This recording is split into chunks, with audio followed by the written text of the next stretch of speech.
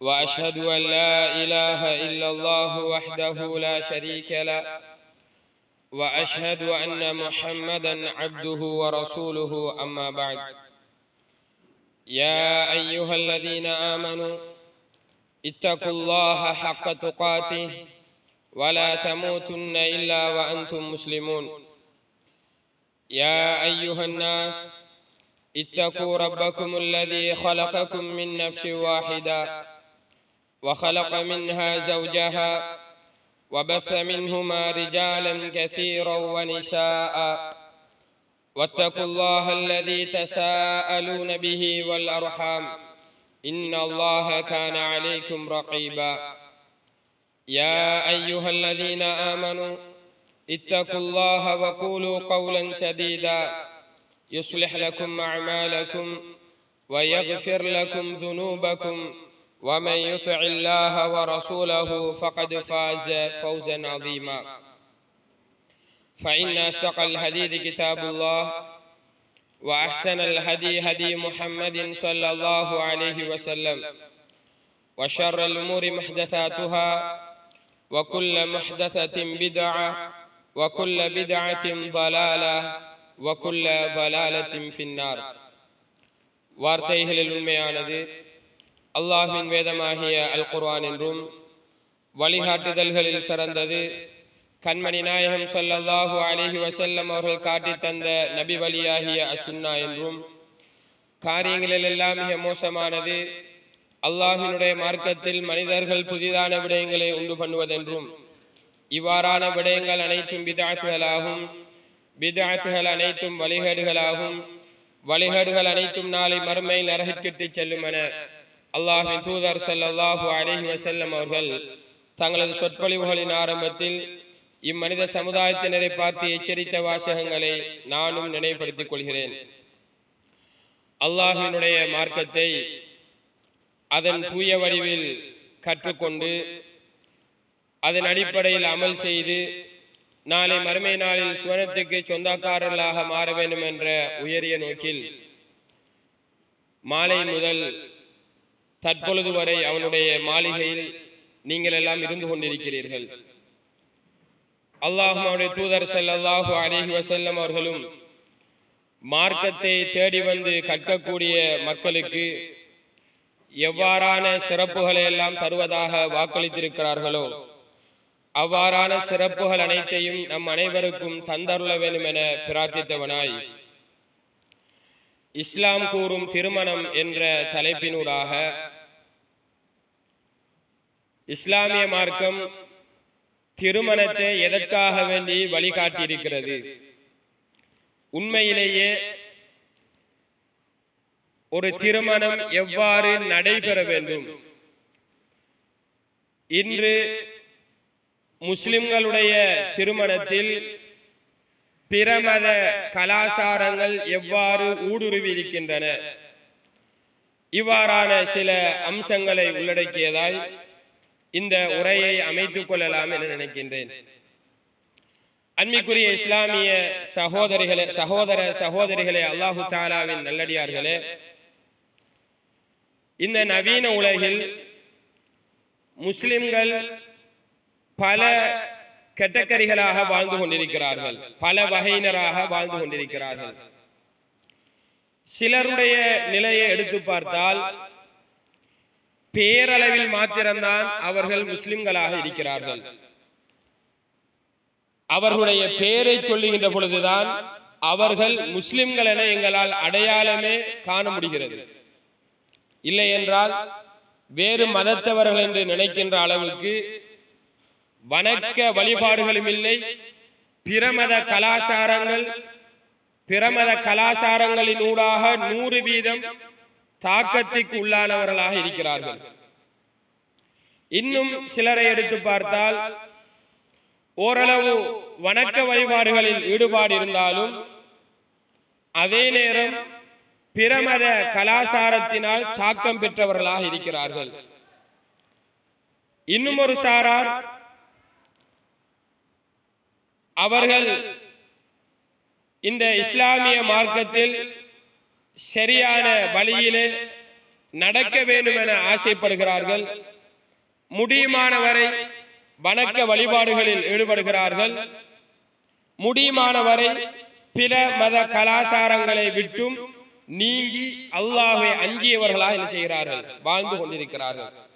இவ்வாறாக முஸ்லிம்கள் அவர்களுடைய வணக்க வழிபாடுகளை எடுத்துக்கொண்டாலும் முஸ்லிம்களுக்கென தனித்துவம் வாய்ந்த கலாச்சாரங்களை விட்டும் பிற மத கலாச்சாரங்களை உள்வாங்குகின்ற விடயமாக இருந்தாலும் பல வகையாக முஸ்லிம்கள் இன்றைய நவீன உலகிலே வாழ்ந்து கொண்டிருக்கிறார்கள்.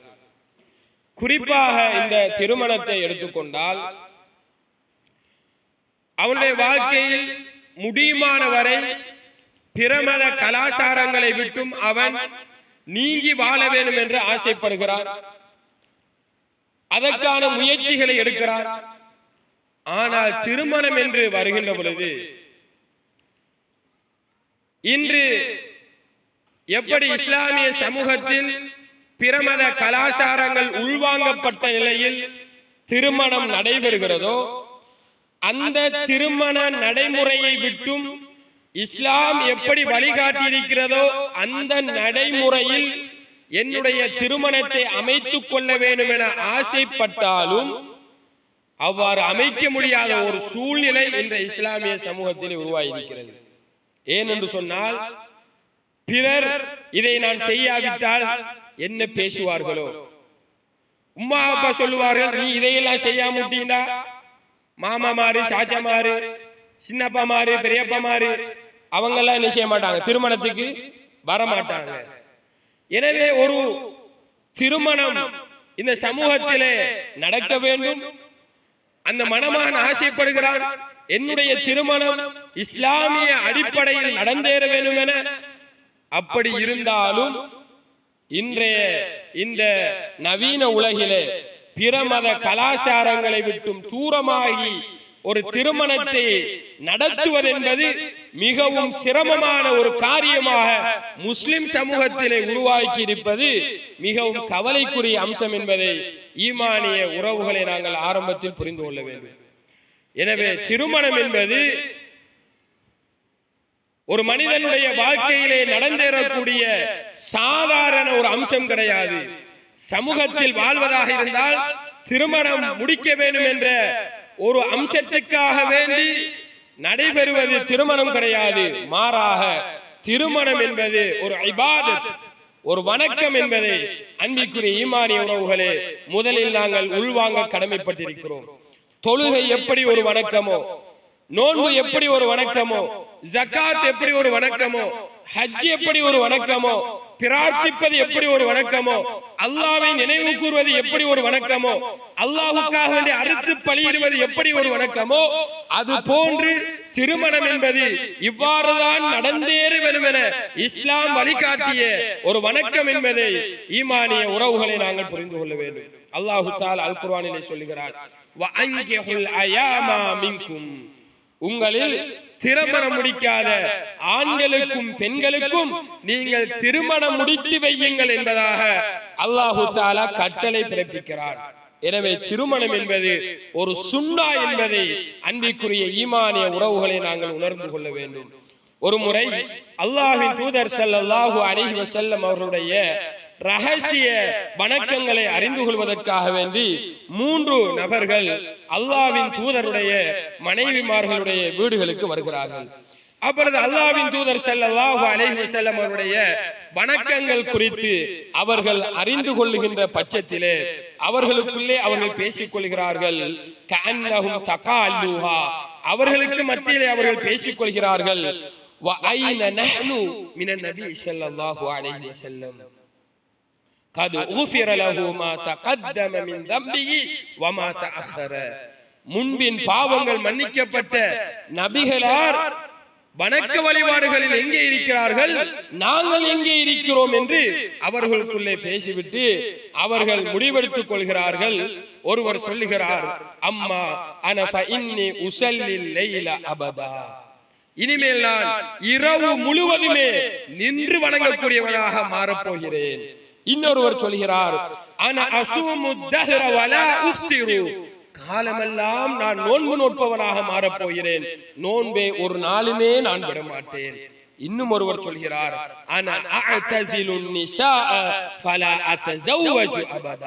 நான் பெண்களை விட்டும் தூரமாகி இனிமேல் நான் திருமணமே முடிக்க மாட்டேன் என்பதாக சொல்லிவிடுகிறார்கள். 3 பேரும் 3 விதமான முடிவுகளை எடுக்கிறார்கள். இப்பொழுது இந்த செய்தி அல்லாஹ்வின் தூதர் ஸல்லல்லாஹு அலைஹி வஸல்லம் அவர்களுக்கு எட்டுகிறது. அல்லாஹ்வின் தூதர் ஸல்லல்லாஹு அலைஹி வஸல்லம் அவர்கள் வந்து கேட்டார்கள், அன்துமுல் லதீன குல்தும் கதா வ கதா, இப்படி நீங்கள் பேசிக் கொண்டீர்களா? ஆம் என்று சொன்னார்கள். அல்லாஹ்வின் தூதர் சொன்னார்கள், வல்லாஹி, அல்லாஹ் மீது ஆணையாக, லா அக்ஷாக்கும் லில்லாஹி வ அத்காக்கும் லஹு, உங்களில் அதிகமாக அல்லாஹ்வை அஞ்சக்கூடியவனாக, உங்களில் அதிகம் அல்லாஹ்வினுடைய சட்டதிட்டங்களை பேணக்கூடிய ஒரு மனிதனாக நான் இருக்கிறேன். இருந்தாலும் லாக்கின்னி அஸூமு வ அஃப்திரு, நான் நோன்பு நோட்கிறேன், நோன்பு நோக்காமலும் இருக்கிறேன்.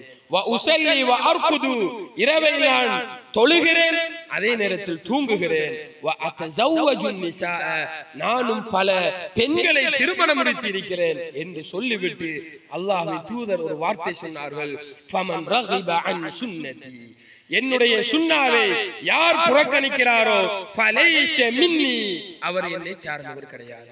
அன்பிற்குரிய ஈமானி உறவுகளே, எனவே திருமணம் என்பது நபிகளாருடைய சுன்னா. இந்த மார்க்கத்திலே திருமணம் என்பது ஒரு இபாதத் என்பதை அன்பிற்குரிய ஈமானிய உறவுகளை நாங்கள் புரிந்து கொள்ள வேண்டும். இந்த திருமணத்தினுடைய நோக்கங்கள் குறித்து நாங்கள் பார்க்கின்ற பொழுது அல்லாஹ்வின் தூதர் ஸல்லல்லாஹு அலைஹி வஸல்லம் அவர்கள் சொன்னதாக அப்துல்லாஹ் இப்னு மஸ்ஊத் ரலியல்லாஹு அன்ஹு அவர்கள் சொல்கிறார்கள், மனிஸ்ததா மின்குமுல் பாஆ, யா மஅஷர ஸபாப், வாலிபர்களே, இளைஞர்களே, மனிஸ்ததா மின்குமுல் பாஆ, நீங்கள் பாஆவிற்கு சக்தி பெற்றால், பாஆ என்றால் திருமணம் முடிப்பதற்கு 2 விதமான சக்திகள் தேவைப்படும். ஒன்று பொருளாதார சக்தி, இன்னொன்று உடல் ரீதியான சக்தி. இந்த 2 சக்திகளும் இருக்கின்ற பொழுதுதான் ஒருவர் திருமணம் முடிக்க முடியும். ஒருவரிடம் தாராளமாக பொருளாதாரங்கள் இருக்கிறது, ஆனால் குடும்ப வாழ்க்கையில் மனைவிகளுடைய தேவைகளை நிவர்த்தி செய்யக்கூடிய சக்தி அவரிடம் இல்லை என்றால் அவருக்கு திருமணம் முடிக்க முடியாது. அதே நேரத்தில் ஒருவர் திருமணம் முடிக்க வேண்டும் என ஆசைப்படுகிறார், ஆனால் அவருக்கென சரியான ஒரு தொழில் கிடையாது. திருமணம் முடித்தால் அந்த பெண்ணை அவருடைய செலவிலே அமர்த்த வேண்டும், அந்த பெண்ணுக்கு சாப்பாடு கொடுக்க வேண்டும், அந்த பெண்ணுக்கு ஆடை கொடுக்க வேண்டும். எனவே இந்த செலவுகளை செய்ய முடியாத நிலையில் ஒருவர் இருக்கிறார். ஆனால் உடல் சக்தி இருந்தாலும் அவர் திருமணம் முடிக்க முடியாது.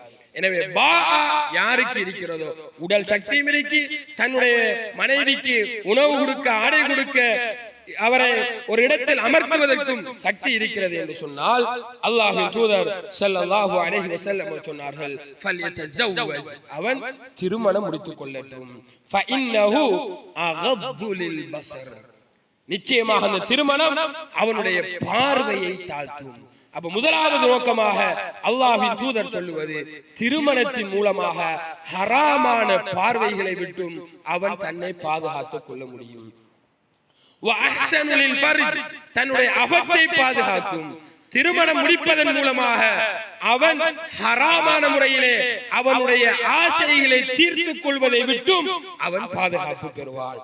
வமல்லம் யஸ்ததி, யார் சக்தி பெறவில்லையோ, அவருக்கு உடல் சக்தி இருக்கிறது, திருமணம் அவருக்கு தேவைப்படுகிறது, ஆனால் பொருளாதார ரீதியாக அவரும் சாப்பிட்டு அவருடைய மனைவிக்கும் சாப்பிட கொடுப்பதற்கு அவரிடம் சரியான தொழில் முறைமை இருக்கவில்லை, அல்லது அவரும் ஆடை அணிந்து மனைவிக்கும் ஆடை கொடுப்பதற்கு அவரிடம் சரியான பொருளாதாரம் இல்லை, ஆனால் உடல் சக்தி இருக்கிறது, திருமணம் தேவைப்படுகிறது, ஃபஅலைஹி பிஸ்ஸௌம், அவர் நோன்பு நோக்கட்டும் என்றார்கள். ஃபஇன்னஹு லஹு விஜாஉன், அந்த நோன்பு அவரை பாதுகாக்கும். நோன்பு நோட்டால் உடலிலே சோர்வடையக்கூடிய நிலை ஏற்படும். எனவே ஹராமான சிந்தனைகளை விட்டும் ஹராமான செயற்பாடுகளை விட்டும் அவன் தன்னை பாதுகாத்துக் கொள்வான் என்பதாக அல்லாஹ்வின் தூதர் ஸல்லல்லாஹு அலைஹி வஸல்லம் அவர்கள் இந்த செய்தியை வழிகாட்டுகிறார்கள். எனவே திருமணத்தின் பிரதான நோக்கமாக 2 அம்சங்களை இந்த இடத்திலே அல்லாஹ்வின் தூதர் சொல்கிறார்கள். முதலாவது ஹராமான பார்வையை விட்டும் அவன் தன்னை பாதுகாத்துக் கொள்வான். ஹராமான காரியங்களில் தன்னுடைய இச்சையை தீர்த்துக் கொள்வதை விட்டும் அவன் தன்னை பாதுகாத்துக் கொள்வான். அன்பிற்குரிய சகோதரர்களே, அல்லாஹு தஆலாவின் அடியார்களே, அல்லாஹு தஆலா அல் குர்ஆனிலே சில நோக்கங்களை சொல்லி காட்டுகிறான். வல்லாஹு ஜஅல லக்கும் மின் அன்ஃபுசிக்கும் அஸ்வாஜா, உங்களிடமிருந்து உங்களுடைய மனைவிமார்களை அல்லாஹு தஆலா ஆக்கினான். வஜஅல லக்கும் மின் அஸ்வாஜிக்கும், உங்களுடைய மனைவிமார்களின் மூலமாக அல்லாஹு தஆலா உங்களுக்கு வழங்குகிறான் பனீன வ ஹஃபதா, பிள்ளைகளையும் பேர பிள்ளைகளையும் உங்களுக்கு என்ன செய்கிறான்? வரஸகக்கும் மினத் தய்யிபாத், அழகான ஹலாலான அம்சங்களாக உங்களுக்கு அல்லாஹு தஆலா ரிஸ்க் தருகிறான் என்பதாக அல் குர்ஆனிலே சொல்லி காட்டுகிறார். எனவே நாங்கள் திருமணம் முடிப்பதன் மூலமாக எங்களுக்கு நாங்கள் பிள்ளைகளை உருவாக்கி கொள்ள வேண்டும். ஏன்? அல்லாஹ்வின் தூதருடைய உம்மத்து பெருக வேண்டும். எனவே திருமணத்தின் மூலமாகத்தான் ரசூலுல்லாஹ்வினுடைய உம்மத்தை எங்களால் அதிகப்படுத்த முடியும். எங்களுக்கு பிள்ளைகள் வந்து விட்டால் அவர்கள் திருமணம் முடித்து அவர்கள் பிள்ளைகளை பெறுவார்கள். அந்த பிள்ளைகள் எங்களுக்கு பேர பிள்ளைகளாக என்ன செய்வார்கள்? மாறுவார்கள். எனவே ரசூலுல்லாஹ்வினுடைய உம்மத்தை அதிகமாக்க செய்வது இந்த திருமணத்தின் ஒரு நோக்கம் என்பதையும் ஈமானிய உறவுகளை நாங்கள் புரிந்து கொள்ள வேண்டும். அடுத்ததாக அல்லாஹு தஆலா அல்லாஹ்வினுடைய அத்தாட்சியாக சொல்லி சில நோக்கங்களை சொல்லி காட்டுகிறான். வ மின் ஆயாத்திஹி அன் ஹலக லக்கும் மின் அன்ஃபுசிக்கும் அஸ்வாஜா, உங்களுக்கான மனைவிமார்களை உங்களுடைய இனத்திலிருந்து மனிதர்களிலிருந்து அல்லாஹு தஆலா படைத்திருப்பது அல்லாஹ்வினுடைய அத்தாட்சியாகும். எங்களுக்கான ஜோடிகளை மனித இனத்திலே அல்லாஹு தஆலா ஏற்பாடு செய்திருப்பது அது அல்லாஹ்வினுடைய அத்தாட்சி என்பதாக அல்லாஹு தஆலா சொல்லிவிட்டு அந்த திருமணத்தின் அந்த ஜோடியை நாம் அமைத்துக் கொள்வதற்கான நோக்கத்தை சொல்லுகிறார். லித்தஸ்குனு இலைஹா, அவளின் பக்கம் நீ நிம்மதி அடைவதற்காக. ஆண்களை பொறுத்தவரையில் தொழிலுக்காக வேண்டி வெளியிறையில் செல்லக்கூடியவர்கள், பெண்களை பொறுத்தவரையில் வீடுகளிலே வீட்டு வேலைகள், அவர்களுடைய பிள்ளைகளை வளர்ப்பது, இப்படியான காரியங்கள் என்ன செய்வார்கள்? ஈடுபட்டுக் கொண்டிருப்பார்கள். ஏனென்றால் ஆண்களுக்கு உழைப்பது என்பது கட்டாய கடமை. அவன் தான் என்ன செய்ய வேண்டும்? மனைவிக்கு செலவு கொடுக்க வேண்டும். இது இஸ்லாம் கடமையாக்கி அம்சம். எனவே வெளியில் செல்லக்கூடிய ஆண் பல பிரச்சனைகளுக்கு மத்தியில் என்ன செய்வான்? வீட்டுக்கு வருவான். அந்த நேரத்தில் அவனுக்கு நிம்மதி கிடைக்க வேண்டும். அந்த நிம்மதியாக மனைவியை அல்லாஹ் தஆலா என்ன செய்திருக்கிறார்? ஆக்கி இருக்கிறார். வஜஅல பைனக்கும் மவத்தத வ ரஹ்மா, உங்களுக்கு மத்தியில அன்பையும் காதலையும் இரக்கத்தையும் அல்லாஹ் தஆலா என்ன செய்கிறார்? ஏற்பாடு செய்து வைத்திருக்கிறார். ஈமானிய உறவுகளே, கொஞ்சம் சிந்தித்து பாருங்கள். எங்களை பெற்றோர்கள் பெற்றெடுக்கிறார்கள். எங்கள் மீது அன்பையும் பாசத்தையும் இரக்கத்தையும் பெற்றோர்கள் சொருகிறார்கள், தருகிறார்கள். உண்மையிலேயே அவர்களுக்கு பிறந்தவர்கள் நாங்கள் என்பதற்காக அவர்கள் எங்கள் மீது பாசம் வைப்பதில் ஒரு நியாயம் இருக்கிறது. ஆனால் யாரோ என்று எனக்கு 18 வருடமாக தெரியாது, 20 வருடமாக தெரியாது, 22 வருடமாக தெரியாது. திருமணம் என்கின்ற ஒரே ஒரு ஒப்பந்தத்தின் மூலமாக தங்களுக்கு மத்தியிலே ஆச்சரியப்படுகின்ற அளவுக்கு அன்பு, பாசம், நேசம், இரக்கம் அதிகரிக்கிறது என்றால் அன்பிற்குரிய ஈமானிய உறவுகளே, இது அல்லாஹ்வினுடைய மிக பெரும் அத்தாட்சி என்பதை நாங்கள் நம்பித்தான் ஆக வேண்டும். எனவே ஈமானிய உறவுகளே, திருமணத்தின் மூலமாக அல்லாஹு தஆலா இந்த இஸ்லாமிய மார்க்கம் எதிர்பார்ப்பது ஒருவருக்கொருவர் ஆறுதலாக, ஒருவருக்கொருவர் நிம்மதி தரக்கூடியவர்களாக இந்த திருமணத்தின் மூலமாக ஒரு கணவன் மனைவி இந்த நிம்மதியை அனுபவிக்க வேண்டும். அன்பு, பாசம், அரவணைப்பு, மன ஆறுதல் போன்ற உளரீதியான அடிப்படை தேவைகளை அல்லாஹு தஆலா இந்த திருமண வாழ்க்கையிலே வைத்திருக்கிறான் என்பதை ஈமானிய உறவுகளை நாங்கள் உணர்ந்து கொள்ள வேண்டும். எவர்களுடைய திருமண வாழ்க்கையில் இந்த பாசம், காதல், இரக்கம், பாசத்துக்கும் இரக்கத்துக்கும் வித்தியாசம் இருக்கிறது. பாசம் என்பது அது சொல்ல முடியாது. அவளுக்கு தேவையானதை நம்ம வாங்கி கொடுக்கிறது, அன்பளிப்புகளை கொடுப்பது, மனைவி நம்மளுக்கு அன்பளிப்புகளை தருவது, பாசம் இல்லாம இது என்ன செய்ய மாட்டாது, நடக்க மாட்டாது. இரக்கம் என்பது அவள் சிரமப்படுகின்ற பொழுது, அவள் நோய்வாய்ப்படுகின்ற பொழுது அவள் மீது இறங்கி அவளுடைய வேலைகளை நாம் செய்வது, நாம் சிரமப்படுகின்ற பொழுது, நோயாளியாக இருக்கின்ற பொழுது ஏதாவது எங்களுக்கான உதவிகளை மனைவி செய்வது, இது இரக்கம், பாசம். அன்பிற்குரிய ஈமானிய உறவுகளே, ஒருவருக்கொருவர் மூலமாக நிம்மதி இந்த திருமண வாழ்க்கையில் எங்களிடம் இல்லை என்றால் நிச்சயமாக எங்களுடைய திருமண வாழ்க்கை ஃபெயிலியர் என்பதை நாங்கள் புரிந்து கொள்ள வேண்டும். எங்களுக்கு மத்தியில, கணவன் மனைவிக்கு மத்தியில அன்பு, பாசம், காதல், அதே மாதிரி இரக்கம், ஒருவருக்கொருவருக்கான நிம்மதி, ஆறுதல் இல்லை என்றால் உண்மையிலேயே நாங்கள் ஏதோ ஜடமாக என்ன செய்கிறோம், இரண்டு பேரும் கணவன் மனைவியாக வாழ்ந்து கொண்டிருக்கிறோம் என்பதுதான் உண்மை. நாம் இதை நபிகளாருடைய ஹதீஜா ரலியல்லாஹு அன்ஹா அவர்களுடைய வாழ்க்கையில் நாம் பார்க்கிறோம். அல்லாஹ்வின் தூதர் ஸல்லல்லாஹு அலைஹி வஸல்லம் அவர்கள் ஹிரா குகையில் இருந்து கொண்டிருக்கிறார்கள். ஜிப்ரீல் அலைஹிஸ்ஸலாம் அவர்கள் வஹியை கொண்டு வருகிறார்கள், கட்டி அணைக்கிறார்கள். அல்லாஹ்வின் தூதர் ஜிப்ரீல் அலைஹிஸ்ஸலாம் அவருடைய தோற்றத்தை பார்த்து அவர்கள் கட்டி அணைத்த அந்த இறுக்கத்தை, நோவினை உணர்ந்து அல்லாஹ்வின் தூதர் அஞ்சியவர்களாக யாரிடம் ஓடி வருகிறார்கள்? ஹதீஜா ரலியல்லாஹு அன்ஹா அவர்களிடம். ஏனென்று சொன்னால் தன்னுடைய மனைவிதான் தனக்கு ஆறுதல் சொல்லுவாள் என்பதை அல்லாஹ்வின் தூதர் ஸல்லல்லாஹு அலைஹி வஸல்லம் அவர்கள் உணர்ந்திருந்தார்கள். ஹதீஜா ரலியல்லாஹு அன்ஹா அவரிடம் வந்து அல்லாஹ்வின் தூதர் நடந்ததை எடுத்துச் சொல்கிறார்கள்.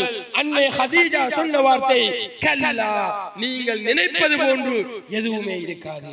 வல்லாஹி, அல்லாஹ் மீது ஆணையாக, மா யுஹ்ஸீகல்லாஹு அபதா, அல்லாஹு தஆலா உங்களை ஒரு பொழுதுமே கேவலப்படுத்த மாட்டார். ரிலாக்ஸ் பண்ணினாங்க ரசூலுல்லாஹ் பயந்து நடுங்கி ஓடி வந்து என்னை போர்த்துங்கள் என்று அஞ்சிக் கொண்டிருந்த நிலையிலே ரசூலுல்லாஹி ஸல்லல்லாஹு அலைஹி வஸல்லம் அவர்களை அல்லாஹ்வின் தூதர் ஸல்லல்லாஹு அலைஹி வஸல்லம் அவருடைய மனைவியார் ஹதீஜா ரலியல்லாஹு அன்ஹா அவர்கள் ஆறுதல் படுத்தினார்கள். முதலாவது அந்த ரசூலுல்லாஹ்வினுடைய நிலையை உணர்ந்து கொண்ட மனைவியார் அந்த நிலையில் இந்த ரசூலுல்லாஹ்வை என்ன செய்தார்கள், மீட்டெடுத்தார்கள். பின்னர் ரசூலுல்லாஹ்வினுடைய சில பண்புகளை சொல்லி, நிச்சயமாக அல்லாஹு தஆலா உங்களை கேவலப்படுத்த மாட்டான் என்கின்ற நிதர்சனத்தை அல்லாஹ்வின் தூதர் ஸல்லல்லாஹு அலைஹி வஸல்லம் அவர்களுக்கு உணரச் செய்தார்கள். ஹதீஜா ரலியல்லாஹு அன்ஹா அவர்கள். அன்பிற்குரிய ஈமானிய உறவுகளே, இதுதான் மனைவி கணவனிடம் நிம்மதியை எதிர்பார்க்க வேண்டும், கணவன் மனைவியிடம் நிம்மதி எதிர்பார்க்க வேண்டும். ஆனால் இன்று தலைகீழாக எடுத்ததுக்கெல்லாம் சண்டையாகவே பலருடைய திருமண வாழ்க்கை நடந்து கொண்டே இருக்கிறது. சண்டை வரும், வராமல் விட மாட்டாது. சண்டை என்பது இரண்டு மனிதர்கள் ஒரே இடத்தில் இருக்கின்ற பொழுது ஒருவருடைய செயற்பாடு இன்னொருவருக்கு பிடிக்கவில்லை என்றால் அது ஏதாவது பிழைகள் நடக்கின்ற பொழுது பிரச்சனைகள் வரும். ஆனால் சந்தோஷமாக ஒருவருக்கொருவர் அன்பையும் பாசத்தையும் இரக்கத்தையும் நிம்மதியையும் பகிர்ந்து கொள்ள வேண்டிய எங்களுடைய திருமண வாழ்க்கை சண்டையாகவே முழுமையாக செய்துவிடக்கூடாது, மாறிவிடக்கூடாது என்பதை ஈமானிய உறவுகளை நாங்கள் புரிந்து கொள்ள வேண்டும். இன்னும் ஒரு சம்பவம், உம்மு சுலைம் ரலியல்லாஹு அன்ஹா மற்றும் அபூ தல்ஹா ரலியல்லாஹு அன்ஹு அவர்களுடைய திருமண வாழ்க்கையிலே நடந்த ஒரு நிகழ்வு. அன்பிற்குரிய சகோதர சகோதரிகளே, அல்லாஹு தஆலாவின் அடியார்களே, அபூ தல்ஹா ரலியல்லாஹு அன்ஹா அவர்களின் மூலமாக உம்மு சுலைம் ரலியல்லாஹு அன்ஹா அவர்களுக்கு ஒரு குழந்தை இருந்தது. அபூ தல்ஹா ரலியல்லாஹு அன்ஹு அவர்கள் வெளியிலே வியாபார நோக்கத்துக்காக சென்றிருந்தார்கள். வருகின்ற சந்தர்ப்பத்திலே அந்த குழந்தை மரணித்து விடுகிறது. இப்பொழுது அபூ தல்ஹா ரலியல்லாஹு அன்ஹு அவர்கள் பசியோடு வருவார்கள், தாகத்தோடு வருவார்கள். 2-3 தினங்கள் சென்றிருந்தார்கள் என்றால் மனைவியோடு நல்ல முறையிலே தன்னுடைய அன்பை, காதலை, தன்னுடைய ஆசைகளை நிவர்த்தி செய்ய வேண்டும் என்ற நோக்கத்தில் என்ன செய்வார்கள், வருவார்கள். இதை உணர்ந்து கொண்ட உம்மு சுலைம் ரலியல்லாஹு அன்ஹா அவர்கள் குடும்பத்தாரிடம் சொன்னார்கள், பிள்ளை மரணித்த செய்தியை பற்றி யாருமே அபூ தல்ஹாவோடு ஷேர் பண்ணக்கூடாது.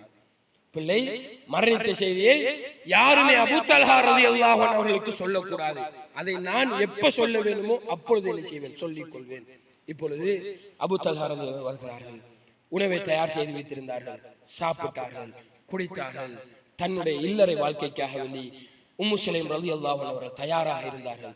அபூ தல்ஹா ரலியல்லாஹு அன்ஹு அவர்களும் அந்த இல்லற வாழ்க்கையிலே இருந்துவிட்டு முடித்த பின்னர் அபூ தல்ஹா ரலியல்லாஹு அன்ஹு அவர்கள் அவர்களுடைய தேவைகளை முடித்து விட்டார் என்பதை உணர்ந்த பின்னர் உம்மு சுலைம் ரலியல்லாஹு அன்ஹா அவர்கள் அபூ தல்ஹா ரலியல்லாஹு அன்ஹு அவர்களை நோக்கி கேட்கிறார்கள், யாராவது எங்களுக்கு ஒரு இரவல் பொருளை தந்து அந்த பொருளை திருப்பி கேட்டால் நாங்கள் கொடுக்க வேண்டுமா இல்லையா?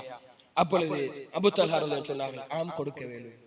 இவ்வாறுதான் உங்களுடைய மகனாருடைய விடயத்தில் நடந்து விட்டது என்பதாக உம்மு சுலைம் ரலியல்லாஹு அன்ஹா அவர்கள் சொல்கிறார்கள். அன்பிற்குரிய ஈமானிய சகோதர சகோதரிகளே, அல்லாஹு தஆலாவின் அடியார்களே, கணவனை எந்த அளவு ரெஸ்பெக்ட் பண்ண வேண்டும்.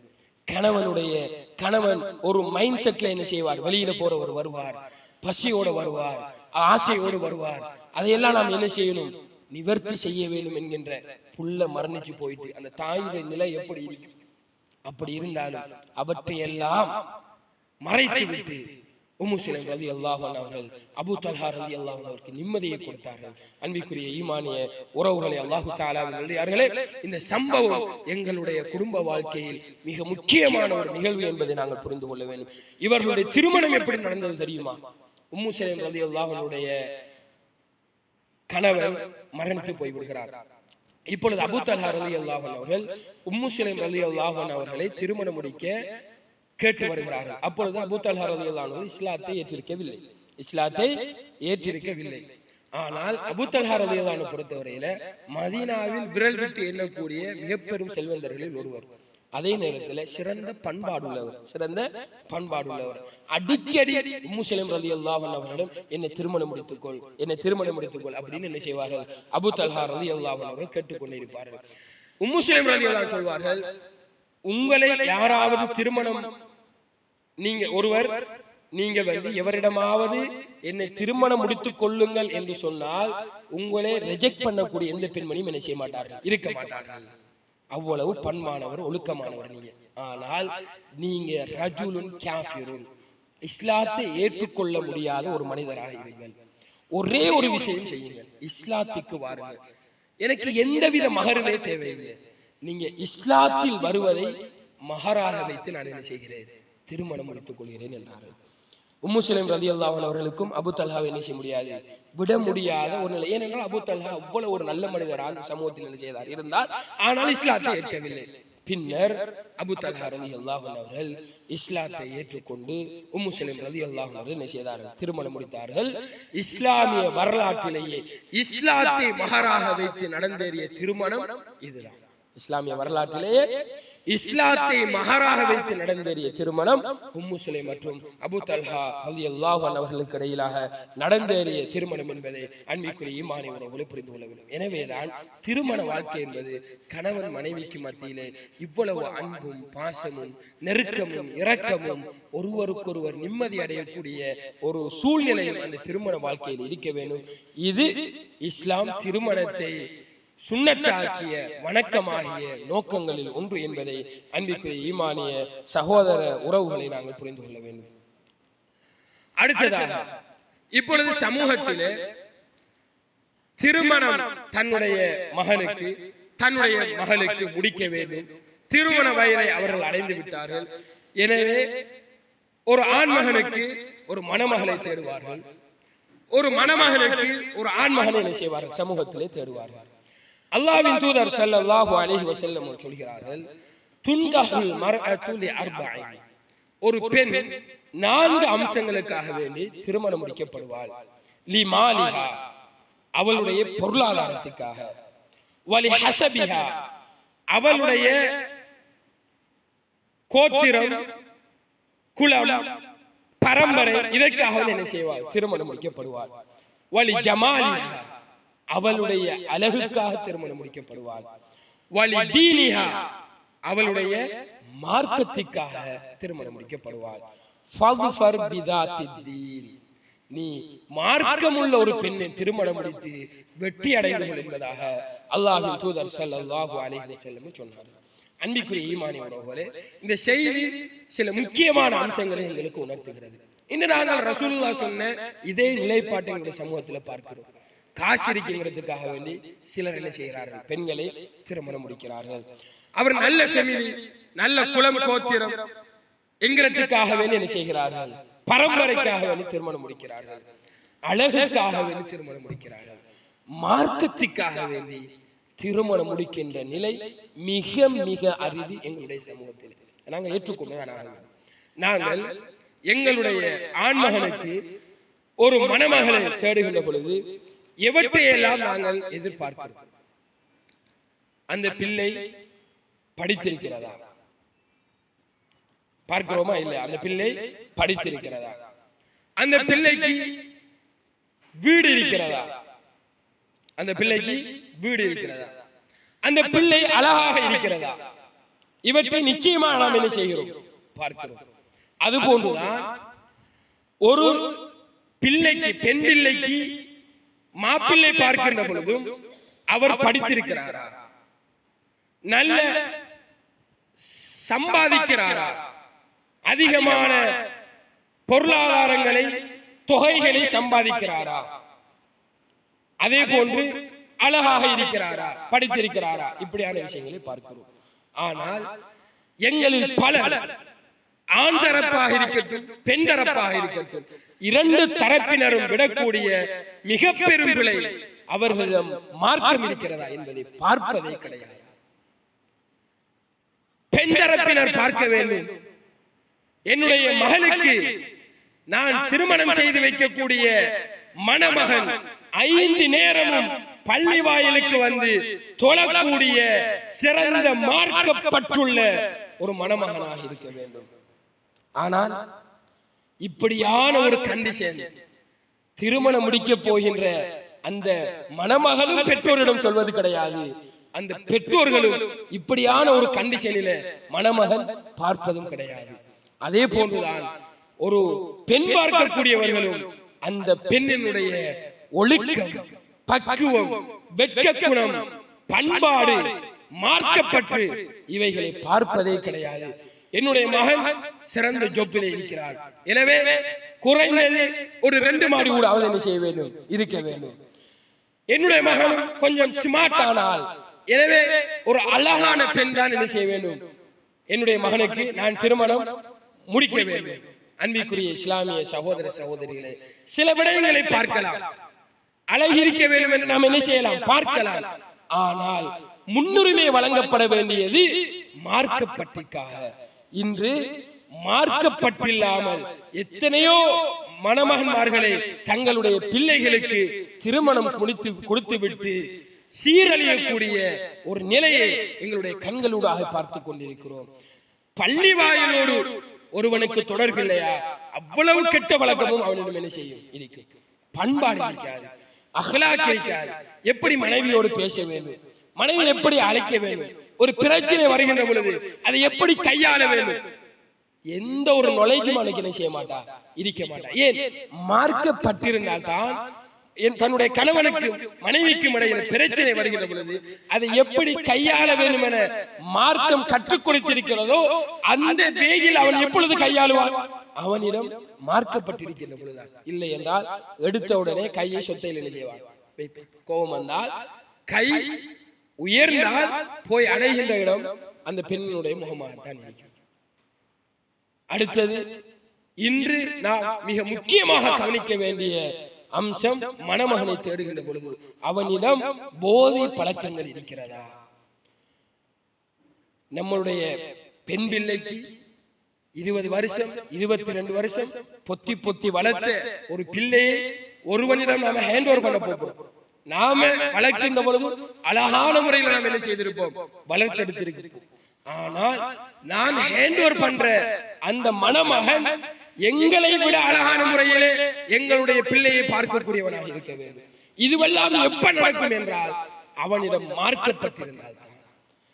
அதான் சொல்லப்பட்டால் 5 நேரமும் தவறாது பள்ளி வாயிலுக்கு வருகிறானா, அப்படியான மணமகனையும் மணமகனையும் எங்களுடைய பிள்ளைகளுக்காக நாங்கள் தேடி திருமணம் செய்து கொள்ள வேண்டும். அதோடு சேர்ந்து சிறந்த தொழில் செய்யக்கூடியவனாக, தன்னுடைய மகளை அழகான முறையில் பார்த்துக் கொள்ளக்கூடியவனாக, தன்னுடைய மகளுக்கு அழகான தோற்றத்தில் இருக்கக்கூடிய, இதையெல்லாம் மேலதிக நாம் என்ன செய்யலாம், ஆப்ஷனாக வைத்துக் கொள்ள முடியும். ஆனால் அடிப்படையில் மார்க்கப்பட்டுள்ள ஒரு மணமகனையும் மணமகளையும் நாம் தேட வேண்டும் என்பதை ஈமானிய உறவுகளை நாங்கள் புரிந்து கொள்ள வேண்டும். இப்பொழுது ஒரு மணமகனுக்கும் ஒரு மணமகளுக்குமான திருமண பேச்சுவார்த்தை நடக்க போகிறது. எடுத்த உடனே திருமணம் நடப்பது கிடையாது. முதலாவது என்ன செய்வார்கள்? ஒன்று ஆண் தரப்பினர் பெண் தரப்பினரிடம் சென்று திருமணம் சம்பந்தமாக உங்களுடைய பிள்ளைகளுக்கு பிடிச்சிருக்கி இதை எப்படி செஞ்சு கொள்வது வாங்குறங்கிற பேச்சுவார்த்தை என்ன செய்யும் நடக்கும். இந்த திருமண பேச்சுவார்த்தையின் பின்னர் அன்பிற்குரிய ஈமானிய சகோதரர்கள், அல்லாஹு தஆலாவின் அடியார்களே, திருமணத்திற்கும் திருமண பேச்சுவார்த்தைக்கும் இடையில் மிக நீண்ட இடைவெளிகள் நாம் என்ன செய்யக்கூடாது, வைத்துக் கொள்ள கூடாது. இன்று நாம பார்க்கிறோம், ஒருவர் வெளிநாட்டுக்கு என்ன செய்ய போகிறார், உழைப்பதற்காக செல்ல போகிறார். பெற்றோர்களுடைய அவங்க ஒரு ஐடியா பண்ணி வச்சிருப்பாங்க. எப்படின்னு சொன்னா, மகன் போயிட்டு ஒரு 2 வருஷத்தால் நாம் என்ன செய்வோம், கல்யாணம் முடிப்போம். எனவே மகன் போறதுக்கு முன்னாலே என்ன செய்வோம், பிள்ளைய பார்த்து வைப்போம். இப்ப என்ன செய்வார்கள், ஒரு மணமகளை தேடி வந்து பேசுவார்கள். பேசிவிட்டு நாம் இன்ஷா அல்லாஹ் என்ன செய்வோம், ஒரு 2 years போறோம் நம்ம திருமணத்தை வச்சுக் கொள்வோம். அன்பிற்குரிய ஈமானிய உறவுகளே, இந்த 2 வருட இடைவெளி காலமும் இவர்கள் இருவருக்கும் இடையிலான தொடர்புகள் இல்லாமல் இருந்தால் பிரச்சனை கிடையாது. ஏதோ ஒரு அமைப்பில் ஹைராக என்ன செய்யும், அந்த திருமணங்கள் நடந்தரும். மாறாக இன்று அப்படி கிடையாது. திருமணம் ஒரு பெண்ணை பேசிவிட்டாலே முதலாவதாக கொடுப்பது மொபைல் போன். அப்ப அந்த தொடர்பு என்ன செய்யும், அந்த தொடர்பு முதலில் ஹராம். திருமணம் முடிச்சதுக்கு பின்னர் தான் அந்த பெண்ணோடு பேசுவது, பழகுவது, அந்த பெண்ணை பார்ப்பது, ரசிப்பது, இதுவெல்லாம் எப்பொழுது ஹலாலாகும், திருமணத்துக்கு பிறகு. ஆனால் இன்று நடப்பது, இது ஃபேக்ட், நாம் எல்லாரும் ஏற்றுக்கொண்டுதான் ஆகணும்.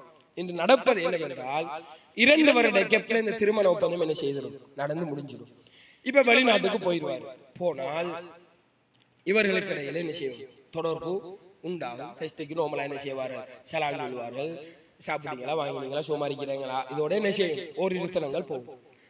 கட்டம் கட்டமா சைத்தான் என்ன செய்வான், விளையாட தோங்குவான். இன்று திருமணம் முடிக்காமலேயே தனக்கு நிச்சயிக்கப்பட்ட பெண்ணை முழுமையாக என்ன செய்து விடுவான், ஆடை இல்லாமல் இறுதி எண்ட் பார்த்து விடுவான். ஆடை இல்லாமல் முழுமையாக பார்த்து விடுவான். இது நடக்குது. முதலாவது போட்டோ அனுப்புவாங்க, புறவு ஷோல் இல்லாம என்ன செய்யும், ஃபெஸ்ட்டுக்கு முகம் மட்டும் விளங்குற மாதிரி என்ன செய்யும், போட்டோ கேட்பான் அவன். இவங்க அனுப்புவாங்க. நம்ம கல்யாணம் முடிக்க போற புருஷன் நான் நினைச்சு என்ன செய்வாங்க, அனுப்புவாங்க.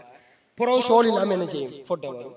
புறவு துண்டு துண்டு துண்டு துண்டா உடுப்பிலாம் போய் நிர்வாணமாக முழுமையாக என்ன செய்வாரு. இதெல்லாம் நடக்கு. அன்பிற்குரிய சகோதர சகோதரிகளே, அல்லாஹு தஆலாவின் அடியார்களே, அல்லாஹ் பாதுகாக்க வேண்டும். இது ஒரு ஹராம், நடக்கிறது ஹராம். நாளைக்கு ஏதோ ஒரு பிரச்சனையில இந்த திருமணம் என்ன செய்யல, நடக்காம போயிட்டு நம்மோட பொம்பளை பிள்ளோட அவ்வளவு அம்சங்களும் அவனோட கையில என்ன செய்யுது, இருக்கு, அவனோட கையில இருக்கு. இப்ப இவனும் நாம தான் கல்யாணம் முடிக்க போறது இல்லை என்று சொல்லிவிட்டு நண்பர்களோடு இதுவே எல்லாம் பகிரக்கூடிய எவ்வளவு நிகழ்வுகள் என்ன செய்யுது என்று சர்வ சாதாரணமாக நடந்தேறி கொண்டிருக்கிறது. இதுக்கெல்லாம் யாரு வழிவகுக்கும், பெற்றோர்களாகிய நாங்கள். எனவே ஈமானிய உறவுகளே, கூடுதலாக இருந்தாலும் இவர்களுக்கான தொடர்பு இருக்கக்கூடாது. இல்லை என்றால் அவசரமா என்ன செய்வோம், திருமணத்தை முடித்து அதை ஹலாலாக்கி விட வேண்டும் என்பதை அன்பிற்குரிய ஈமானிய உறவுகளை நாங்கள் புரிந்து கொள்ள வேண்டும். இப்பொழுது ஒரு பெண்ணை பார்த்து அந்த பெண்ணை நாம் திருமணம் முடிப்பது என்பது முடிவாகிவிட்டால் சில கலாச்சாரங்கள் இருக்கிறது. அடையாளம் போடுவது, ஏதாவது ஒரு மோதிரத்தை என்ன செய்வாங்க, வாங்கிட்டு போவாங்க, அல்லது ஒரு பிரஸ்லெட், கை செயினில் என்ன செய்வாங்க, வாங்கிட்டு போய் இதை போடுவாங்க, பெண்ண தரப்பால போடுவாங்க. இதை சொல்வது அடையாளம் போடுவது. இது பிரமத கலாச்சாரம். இது இஸ்லாத்துல இருக்கும் என்ன இல்லை, சம்பந்தம் இல்லை. இந்த அடையாளம் போட்டா இவர் வெளிநாள் இருப்பார். இந்த பொல்ல அவசரத்துக்கு கூட என்ன செய்ய முடியாது, வெளியே போக முடியாது. அப்படித்தான் ஏற்பாடு செய்திருக்கிறார். இவர்கிட்ட பெர்மிஷன் எடுக்கும், நாங்க போகையா, இப்படி ஒரு ஜனாசா நாங்க போகையா, இப்படி உம்மா போட ஒரு இடத்துக்கு போறோம் நாங்க போகையா, யார் பெர்மிஷன் கொடுக்கணும், வெளிநாள் இருக்கிற அந்த திருமணம் பேசியவர். இதெல்லாம் மாற்று மத கலாச்சாரத்தில் உள்ளது. இதற்கும் இஸ்லாத்துக்கும் எந்தவித சம்பந்தமும் கிடையாது என்பதை அன்பிற்குரிய ஈமானிய உறவுகளை நாங்கள் புரிந்து கொள்ள வேண்டும். அடுத்ததாக, திருமண பேச்சுவார்த்தை நடந்து முடிந்ததிலிருந்து திருமணம் முடிக்கும் வரைக்கும் நாங்கள் போக்குவரத்துகளை குறைத்துக் கொள்ள வேண்டும். இது இன்று பேருக்கும் போலுக்கும் என்ன செய்யுது, நிறைய போக்குவரத்துகள் நடக்குது. போக்குள்ள சட்டி, பானை, முட்டி, உடுப்பு, சாமான் சொல்லி என்ன செய்யறது, அப்படியே அள்ளிக்கிட்டு போறது. போனா பெண்ண தரப்புல அவங்க ரொம்ப கஷ்டத்துல இருப்பாங்க, ரொம்ப ஏழ்மையில இருப்பாங்க. இப்ப இவங்க வந்துட்டாங்களே, அந்த பிள்ளையை பெற்ற உமா கிட்ட அவட சகோதரர் வந்து சொல்ற, மாப்பிள்ளைக்காரங்க வந்து போயிட்டாங்க, நீங்க என்ன செய்யணும், கட்டாயம் போகணும். மர இன்னொரு உறவுக்காரர் வந்து சொல்ற, நீங்க இன்னும் போகலையா, அல்லசல் கேட்கிற மாப்பிள்ளை வீட்டுக்காரர்கள் வந்தாமனே நீங்க போகலையா இல்லை. இப்ப அவங்ககிட்ட காசும் இல்லை. இப்ப இவங்க எவ்வளவு சாமான்கள் வாங்கிட்டு வந்திருப்பாங்க, கடனுக்கு வாங்கி அந்த கடன் வாங்கி பிறகு அதுல சாமானை வாங்கி இப்படி எல்லாம் சிரமப்படக்கூடிய எவ்வளவு நிகழ்வுகளை நாம பார்க்கிறோம். எனவே மாப்பிள்ளையினுடைய தாய் சகோதரி பெண்ணை பார்க்க வேண்டுமா, நீங்க சர்வசாதாரணமா போய் என்ன செய்யலாம், பார்த்துட்டு வரலாம். அதே மாதிரி மாப்பிள்ளையினுடைய இந்த பெண்ணினுடைய தந்தை சகோதரர்கள் மாப்பிள்ளையை பார்க்கணுமா, நீங்க சாதாரணமா என்ன செய்யலாம், வந்து பார்த்துட்டு போகலாம். ஆனா இந்த சாமான் சட்டி பானை கோப்பை இந்த உறுப்புகளோட போக்குவரத்தை தொடங்கினால் இது ஒரு சாராருக்கு மிகவும் சிரமத்தை என்ன செய்யும், உண்டாக்கும் என்பதையும் அன்பிற்குரிய ஈமானிய உறவுகளை நாங்கள் புரிந்து கொள்ள வேண்டும். இதுவெல்லாம் இஸ்லாம் இப்படி சிரமப்பட்டு திருமணத்தை என்ன செய்யல எங்களுக்கு வழிகாட்டல். அதான் நான் சொல்ல வர விஷயம், இஸ்லாம் எப்படி திருமணம் நடக்க வேண்டும் என்பதை என்ன செய்கிறது, எதிர்பார்க்கிறது. இவ்வளவு சிரமப்பட்டு பிரமத கலாச்சாரங்கள் எல்லாம் உள்வாங்கி இஸ்லாம் என்ன செய்யவில்லை, திருமணம் முடிக்க வேண்டும் என்பதை வழிகாட்டவில்லை. அன்பிற்குரிய ஈமானிய உறவுகளை அல்லாஹு தஆலாவின் அடியார்களே, திருமணம் முடிப்பதற்கு சில நிபந்தனைகள் இருக்கிறது. முதலாவது நிபந்தனை, திருமணம் முடிக்க போற ஆணும் அந்த பெண்ணும் 2 பேரும் 100% விருப்பத்தோட இந்த திருமணத்தை என்ன செய்யணும், முடிக்க தயாராக 100% விருப்பம் இருக்க வேண்டும். ஏன்னு சொன்னால் ஒரு பெண் அல்லது ஒரு ஆண் யாரையாவது ஒருவர் என்ன செய்திருப்பாங்க, விரும்பி இருப்பாங்க. இந்த திருமண பேச்சுவார்த்தைக்கு முன்னாலே விரும்பி இருப்பாங்க, அவரோட வாழணும் என்ன செஞ்சிருப்பாங்க, ஆசைப்பட்டிருப்பாங்க. ஆனா வீட்டு சூழல் அவர்களை எக்செப்ட் பண்ணலங்கிற காரணத்துக்காக வேண்டி வற்புறுத்தப்பட்டு இந்த திருமணத்துக்கு என்ன செய்யப்பட்டிருக்கும், ஒப்புதல் வாங்கப்பட்டிருக்கும். இப்படி வற்புறுத்தி ஒப்புதல் வாங்கப்படக்கூடிய இந்த திருமணங்கள் எதிர்காலத்துல பழைய காதலனோடு ஓடியதாக, பழைய காதலியோடு ஓடியதாக நம்ம நிறைய வரலாறுகள் என்ன செய்திருக்கிறோம், நடந்தேறி இருக்கிறது எங்களுக்கு தெரியும். ஒன்று அது ஆணாக இருந்தாலும் சரி பெண்ணாக இருந்தாலும் சரி, பழைய நிகழ்வு பிழை என்பதை அந்த பிள்ளைக்கு மகனுக்கு மகளுக்கு உணர்த்தி அதிலிருந்து 100% அந்த பிள்ளை என்ன செய்யணும், கலட்டும். பழைய காதலை விட்டும் 100% என்ன செய்யணும், கலட்டும். கலட்டி விட்டு தான் இன்னொருவரை என்ன செய்ய வேண்டும், இன்னொரு ஆணையோ பெண்ணையோ என்ன செய்ய வேண்டும், திருமணம் பார்க்க வேண்டும். அந்த காதலை விட்டும் கலட்டாமல் திடீரென இப்படி திருமணத்தை பார்த்து முடிச்சு கொடுத்தா எதிர்காலத்துல அந்த தொடர்பு என்ன செய்யும், அவர்களுக்குள்ள கணவனுக்கு தெரியாம அந்த மனைவி பழைய காதலோடு எக்ஸோட என்ன செய்வாள், தொடர்போடு இருப்பாள்.